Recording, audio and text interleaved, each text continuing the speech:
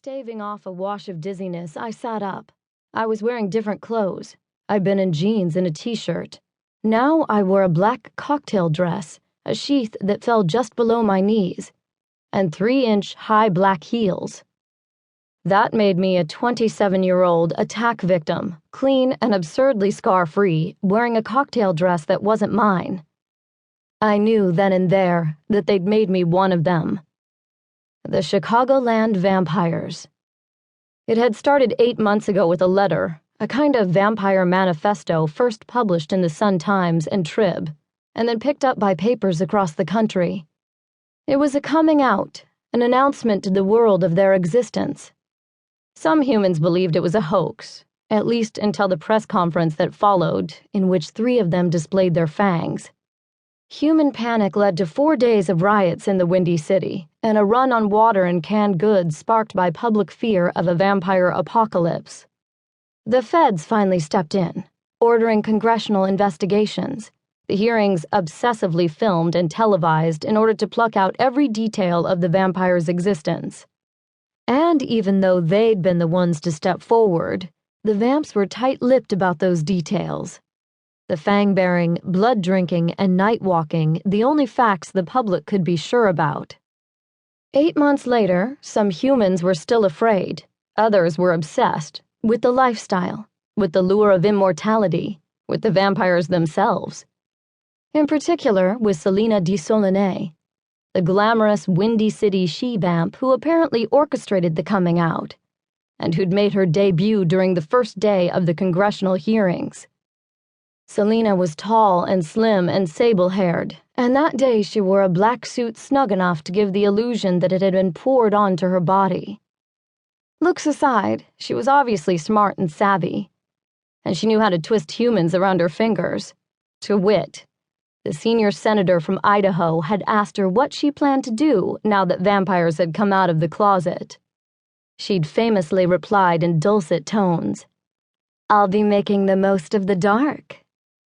The 20-year congressional veteran had smiled with such dopey-eyed lust that a picture of him made the front page of the New York Times. No such reaction from me. I'd rolled my eyes and flipped off the television. I'd made fun of them, of her, of their pretensions. And in return, they'd made me like them. Wasn't karma a bitch? Now they were sending me back home, but returning me differently. Notwithstanding the changes my body had endured, they'd glammed me up, cleaned me of blood, stripped me of clothing, and repackaged me in their image. They killed me, they healed me, they changed me.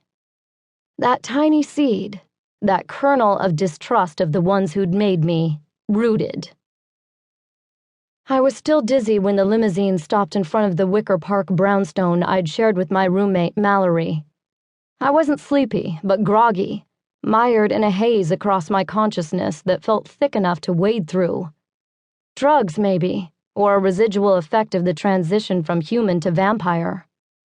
Mallory stood on the stoop, her shoulder-length ice-blue hair shining beneath the bare bulb of the overhead light. She looked anxious, but she seemed to be expecting me. She wore flannel pajamas patterned with sock monkeys.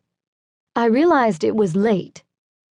The limousine door opened, and I looked toward the house and then into the face of a man in a black uniform and cap who'd peeked into the back seat.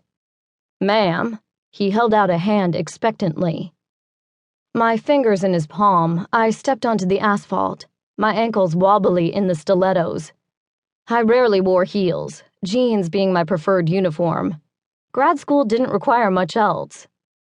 I heard a door shut. Seconds later, a hand gripped my elbow. My gaze traveled down the pale, slender arm to the bespectacled face it belonged to.